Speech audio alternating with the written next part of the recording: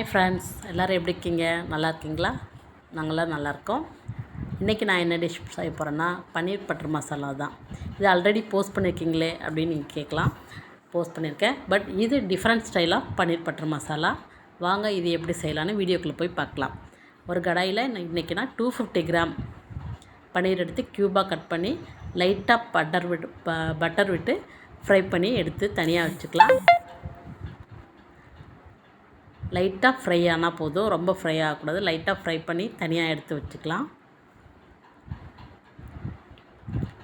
அதே கடாயில் 1 teaspoon butter, 2 teaspoon கடலெண்ணெய்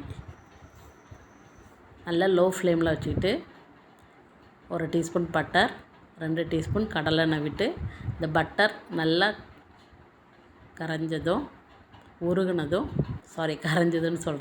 உருகுனதும் அது கூடவே ஜீரகம், 1 டீஸ்பூன் ஜீரகம், ஹோல் கிராம்ஸ், அதாவது 1 கிராம்பு, ஒரு துண்டு பட்டை, 1 ஏலக்காய், 1 பிரிஞ்சி இலை, 1 நட்சத்திரப்பூ எடுத்துக்கிட்டால் போதும். ரொம்ப கம்மியாக இதெல்லாம் எடுத்து நல்லா ஃப்ரை பண்ணிவிட்டு, இப்போ இது கூடவே 4-5 பல் பெரிய பல் பூண்டு எடுத்துகிட்டு 2 துண்டு இஞ்சி இது கூட ஆட் பண்ணிக்கணும்.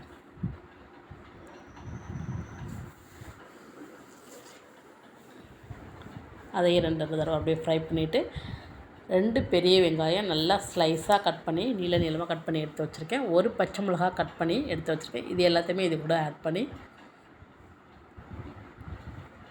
வதக்க ஆரம்பிக்கணும். அப்புறம் இது கூடவே ஒரு 7-8 முந்திரி பருப்பு, முழு முந்திரியாக 7-8 முந்திரி பருப்பு எடுத்து அதுவே சேர்த்து நல்லா ஃப்ரை பண்ணணும். கொஞ்சம் மீடியம் ஃப்ளேமில் வச்சுட்டு நல்லா ஃப்ரை பண்ணி எடுத்துக்கோங்க.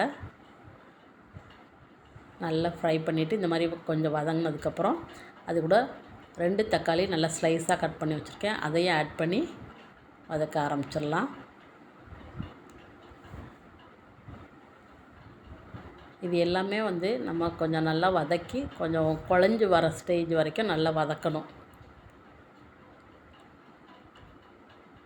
நல்லா வதக்க தான் நல்லாயிருக்கும். வதக்கி மிக்சியில் போட்டு அரைக்கணும். ஸோ நல்லா குழஞ்சி வர அளவுக்கு வதக்கணும்.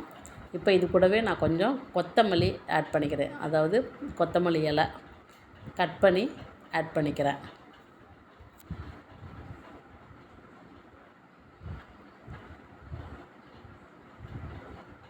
சும்மா 2 கொப்பு கொத்தமல்லி இருந்தால் போதும், ரொம்ப வேண்டாம். 2 கொத்து கொத்தமல்லி இது கூட சேர்த்து ஆட் பண்ணி அதையும் நல்லா வதக்கி விட்டுக்கணும்.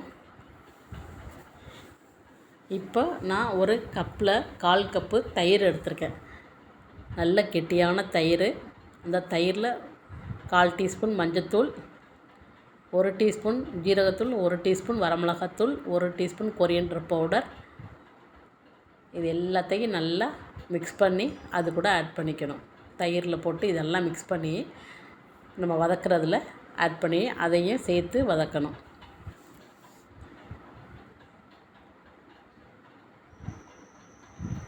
நல்லா வதக்கிட்டு ஒரு 10 நிமிஷம் போல் நல்லா ஆற விட்டுட்டு மிக்ஸி கப்பில் போட்டு நல்லா பேஸ்ட் பண்ணி எடுத்துக்கலாம்.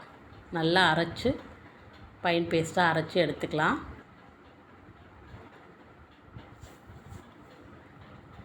அரைச்சதுக்கப்புறம் அதே கடாயில் மறுபடியும் 1 டீஸ்பூன் பட்டர் விட்டுக்கணும். 1 டீஸ்பூன் கடலெண்ணெய் விட்டுக்கிட்டு 1 டீஸ்பூன் பட்டர், 1 டீஸ்பூன் கடலெண்ணெய் 2 விட்டு அந்த பட்டர் நல்லா உருகினதுக்கப்புறம் அதில் ஒரே 1 டீஸ்பூன் ஜீரகம் மட்டும், வேறு எதுவும் சேர்க்க வேணாம், ஜீரகம் மட்டும் ஆட் பண்ணிவிட்டு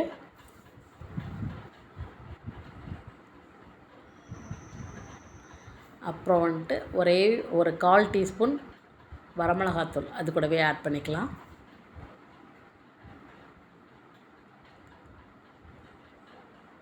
ஆட் பண்ணிவிட்டு இப்போ நம்ம அரைச்சி வச்ச பேஸ்ட்டை அது கூட சேர்த்துடலாம்.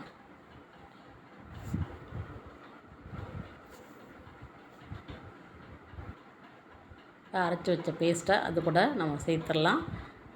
நமக்கு தேவையான அளவுக்கு அதில் கொஞ்சம் தண்ணி ஊற்றி கலவி ஊற்றிக்கலாம். ரொம்ப தண்ணி விடக்கூடாது, அப்போ கிரேவி வந்து தண்ணியாக இருக்கும், நல்லா இருக்காது. கிரேவியாக இருக்கணும். ஸோ கொஞ்சமாக தண்ணி ஊற்றி அதை அலசி ஊற்றிக்கலாம். இப்போ அதில் 1/4 டீஸ்பூன் கரம் மசாலா தூள் ஆட் பண்ணணும்.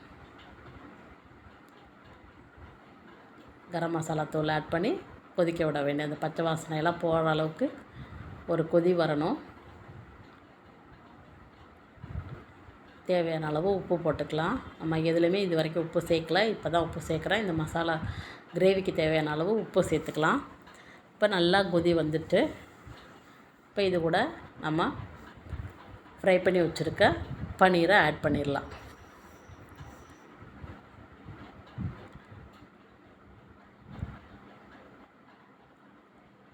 இது போட்டதுக்கப்புறம் ஒரு 5 மினிட்ஸ் வந்து இருந்தால் போதும். இதில் வந்து லாஸ்ட்டாக கஸ்தூரி மேத்தி சேர்க்கணும். பட் என்கிட்ட கஸ்தூரி மேத்தி இன்றைக்கி இல்லாததுனால மறுபடியும் கொத்தமல்லியே கொஞ்சம் கட் பண்ணி ஆட் பண்ணிக்கிட்டேன். அவ்வளோதான், ரொம்ப டேஸ்டியான பன்னீர் பட்டர் மசாலா ரெடி. நெக்ஸ்ட் வீடியோவில் பார்க்கலாம். பாய்.